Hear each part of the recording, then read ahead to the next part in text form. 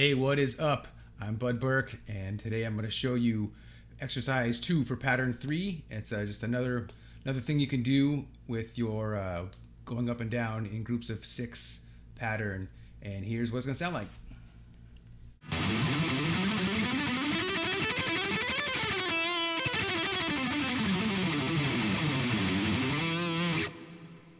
So the scale I'm going to use for this pattern and the scale I use for many a pattern is the G major scale. Here is what it is.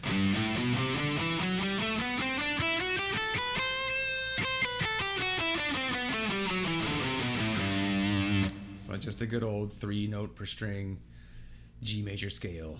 This pattern, at the very end of it, as we on the last 2 strings, on the ascending and the descending, we're actually going to use our 2-string repeat pattern as our little tool to turn it around so we can switch directions. So let's go over this nice and slowly so you can get a good idea of what's going on. All right, so let's do our pattern as usual. The going up in 6s is basically just means we're doing 2 strings at a time. So we're going to go up the scale, excuse me, we're going to go up the scale on the low E string and the A string. There's our pattern. Now we're going to start it on the A string, go up to 2 strings. All right, so we got this all together. And then we'll start it on the D string, and then start it on the G string. All right, so here's where we're going to start adding in our little turnaround here. So that's just the regular pattern. We're going to do it again. So that's right there. It was our 2-string repeat pattern.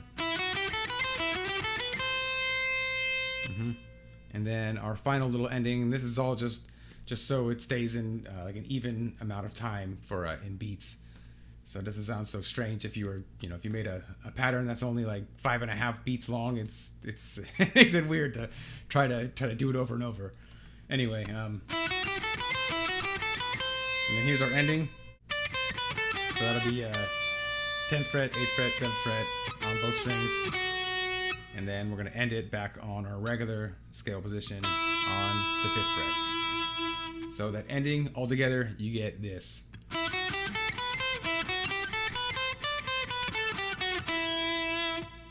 And I think it's like a 1 beat. You get the rest for 1 beat, and then we're going to start descending.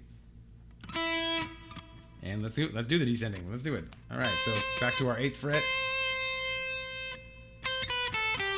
So we're just going down the high E and the B string. And then we'll start on the B string, go down those, the B and the G. Starting on the G. And then on the D. Oops.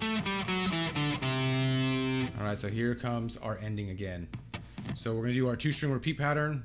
And that's, if you haven't seen that video, all you're doing there is just doing the pattern on 2 strings and then repeating it. All right. So when we ascended, we went up a scale position. So when we're mirroring it, we're going to go down a scale position.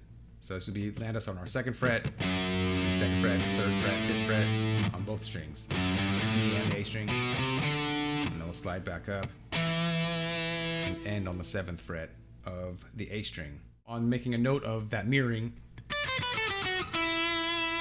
so the 5th fret of our B string, when we're doing the ascending, if we're thinking in terms of we have a low note on each string, a middle note, and then a high note, we end it on the low note of the B string, and then in mirroring, we landed on the low note of the string on the ascending, then we're going to land on the high note of the string going the opposite way, and on our A string, think of 3rd fret being our low note, 5th fret being our middle note, and 7th fret being our high note. Another coincidence on this, we just so happen on ascending and descending to land on E notes. So this is makes for a good pattern to do in the key of E.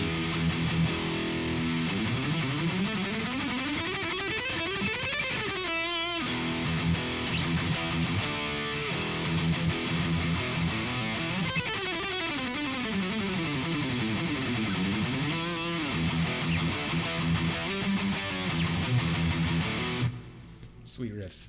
Okay, and here's the whole thing nice and slow from start to finish.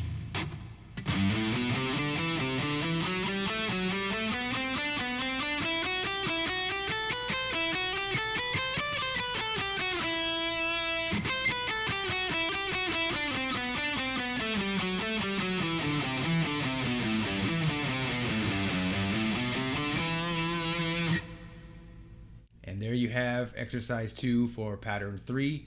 Thanks for watching the video. Practice this pattern and get super great at it, and it's super useful. And yeah, thanks for watching the video. I'll see you on the next one. Thanks a lot.